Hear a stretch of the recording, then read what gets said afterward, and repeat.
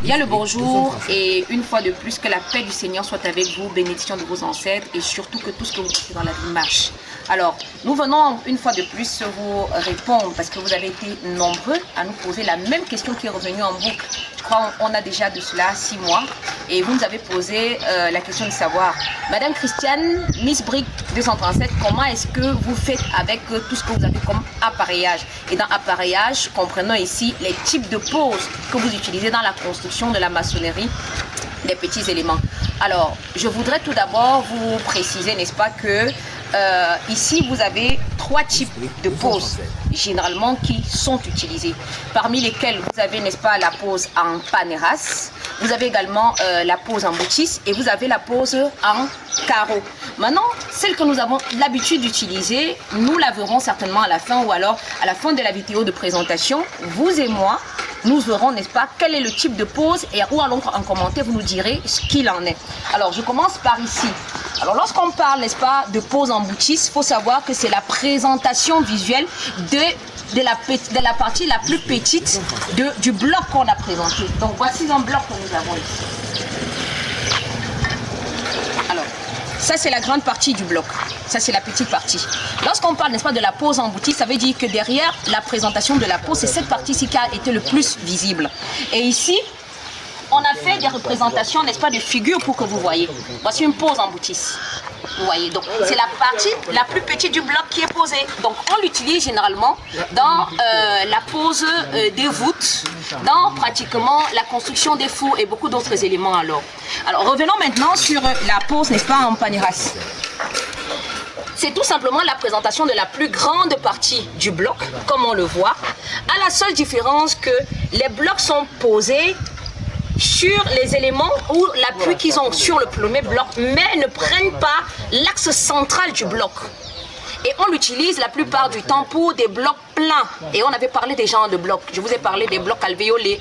Et on a parlé également des blocs pleins. On a parlé des blocs en U et bien d'autres encore. Donc ici, on vous présente la pose en paneras. Et vous voyez que dans ce type de pose, c'est beaucoup plus les 3/4 du bloc, généralement, qui prennent le bloc en dessous. Et la jointure du bloc ici, le joint vertical, est posé pas de façon centrée. Voilà. Et ici maintenant, ce qu'il faut savoir, c'est que les alvéolés que nous avons ici ne peuvent pas se suivre. Et du coup, vous ne pouvez pas l'utiliser pratiquement pour passer les câbles électriques, les tuyaux de plomberie par exemple. Voilà pourquoi il est beaucoup plus utilisé pour, n'est-ce pas, le genre de bloc que nous appelons le bloc plein. Et en ce moment-là, le joint ici est généralement utilisé. Et puis au niveau du mortier de pose, ici, vous avez un élément un peu épais qui peut être dans les 1 ou 1,5 cm. Alors maintenant, nous venons sur la pose en carreau. La pose en carreau, c'est celle également qui présente la partie visible ou la plus grande partie du bloc, mais qui est posée de façon centrée que vous avez ici. Donc, c'est-à-dire que les deux jointures du bloc, placé en deçà sont placé de façon centrée sur le bloc qui arrive et vous avez une forme d'escalier lorsque, n'est-ce pas, vous posez les blocs. Parce qu'une fois qu'on aura mis un autre bloc ici, vous allez voir que ça va donner pratiquement des zigzags dans ce sens, des zigzags ainsi de suite. Et n'oubliez pas que les alvéolés sont également placés ici de façon à se suivre directement. Et ici maintenant, il faut savoir que ce type de pose a la facilité, n'est-ce pas, de la réalisation plus rapide dans les délais de livraison. Et puis cela vous facilite aussi le passage des câbles électriques et le passage des câbles de plomberie. Et ici, naturellement, ils se suivent. Je te prie de ramener un peu ta caméra pour qu'ils voient ici. Vous voyez là, ils se suivent. Vous voyez là, vous voyez, ça se suit. Là également, ça se suit. Là, ça se suit. Alors ici, on a dit que ça ne se suivait pas. Donc regardez. Là, ça ne se suit pas.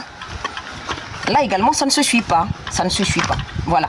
Donc, des 3 types de poses que nous avons dit ici, retenez très bien, nous avons des poses en paneras, nous avons la pose en boutis, nous avons également la pose en carreau. Alors, je vais aller vers un mur sur le chantier où nous sommes et vous et nous, dans les commentaires, vous allez nous dire quel est le type de pose que Miss Brick a l'habitude d'utiliser, n'est-ce pas, dans les différents types de constructions qu'elle a. C'est l'occasion aussi pour nous de vous dire que pour les formations, vous avez été nombreux à nous demander, Miss Brick, les sessions de formation, est-ce que vous ne les faites plus? Nous le faisons. Nous faisons des formations, mais on le fait par session. Alors c'est aussi pour nous comme ça la possibilité de vous dire que vous pouvez nous écrire pour ces formations parce que d'ici peu, cela sera déjà lancé. Et nous sommes déjà aussi à Yaoundé au niveau de Mendon, en face, n'est-ce pas, de la poissonnerie populaire Congelcam.